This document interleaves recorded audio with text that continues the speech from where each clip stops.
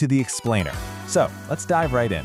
Have you ever felt like you're just cursed when it comes to relationships? Like your radar is literally broken? Today, we're going to look at why finding yourself constantly drawn to emotionally draining people isn't actually bad luck. It's highly predictable psychology. So why do you keep attracting the wrong people? Look, if you're tired of the exact same frustrating patterns, the emotionally unavailable ones, the people who just totally drain your energy, the ones who make you question your own value, I absolutely want to validate that frustration. But I've also got to tell you, feeling unlucky in love is kind of a myth. It's a myth that masks a much deeper underlying issue that we can totally fix. All right, here's a really hard truth. If you keep attracting the wrong people, it's not bad luck, it's psychology. Just let that sink in for a second. You don't just attract toxic people out of thin air, right?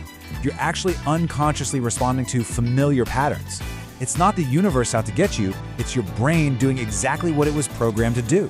And until we understand this psychological pattern, well, the cycle is just going to keep repeating itself. So, how do we unpack this? We're going to break this down into 4 core pillars. First, the familiarity trap, then the boundary blind spot. Third is the self-worth equation, and finally, breaking the cycle. All right, moving right into section 1, the familiarity trap. This is all about your attachment blueprint. So, from infancy, we develop a sort of blueprint for how we connect with others. If you grew up around inconsistency, or maybe silence, or emotional distance, your developing brain actually starts to normalize that. That's the familiarity trap. It means you're drawn to unhealthy dynamics simply because they match that early emotional blueprint. Think about it. When someone gives you that exact same emotional distance as an adult, your brain doesn't scream red flag. Instead, it registers as comfortable because it's known. It literally feels safe, even when it's actively hurting you. Now, most of us aren't perfectly secure, right? We fall somewhere into these insecure attachment styles. On one side, there's anxious attachment.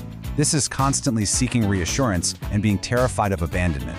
And on the other, avoidant attachment, where you push people away and highly value extreme independence. These insecure styles act like a messed up magnet. They make you a prime target for people who mirror or trigger those exact insecurities, locking you into this deeply uncomfortable dance. Actually, think about it this way. You might feel a massive spark with someone who's emotionally unavailable simply because it reminds you of a parent who is distant. I mean, this completely demystifies that elusive spark we always hear about in movies. Sometimes that spark isn't true love. It's literally just triggered anxiety.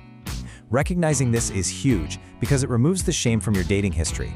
It's not that you inherently want the wrong people, it's just that the wrong people fit your familiar, programmed patterns. Okay, let's jump into section 2, the boundary blind spot. This is where we look at how you might be leaving the door open. We're shifting gears now from the unconscious wiring of your childhood to the conscious actions you're taking today. Simply put, your boundaries equal your self-respect.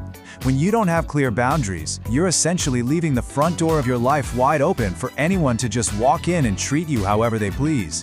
By signaling that your own needs aren't a priority, well, the wrong people pick up on that instantly. They sense that lack of firm ground, and they just step right in. Let's look at how this plays out in real time. We call this the reinforcement of disrespect. Are you saying yes when you desperately want to say no?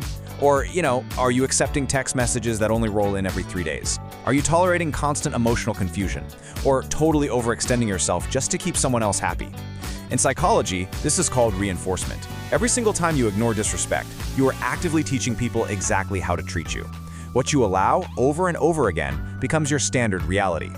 So, the absolutely crucial realization here is this. Boundaries are not what you say, they are what you tolerate. Take a breath and really think about that. You can tell someone 100 times that you hate being ignored, but if you keep answering their calls after they ghost you for a week, your tolerance is your actual boundary. Moving on to section 3, the self-worth equation. We're getting into the deepest emotional core now. This is the very foundation of the whole shebang, how much you truly value yourself, completely independent of anyone else's opinion. Look at someone with low self-worth. They're motivated by seeking external validation. They're basically the easiest target for someone offering cheap attention, and they often confuse that attention with actual love. They stay when they're hurt because leaving feels like losing connection. But someone with high self-worth, they rely on internal validation and self-compassion. The result is they walk away from situations that drain their energy, honestly, without a second thought. And that leads us to perhaps the hardest truth of this entire explainer. You don't attract what you want. You attract what you believe you deserve.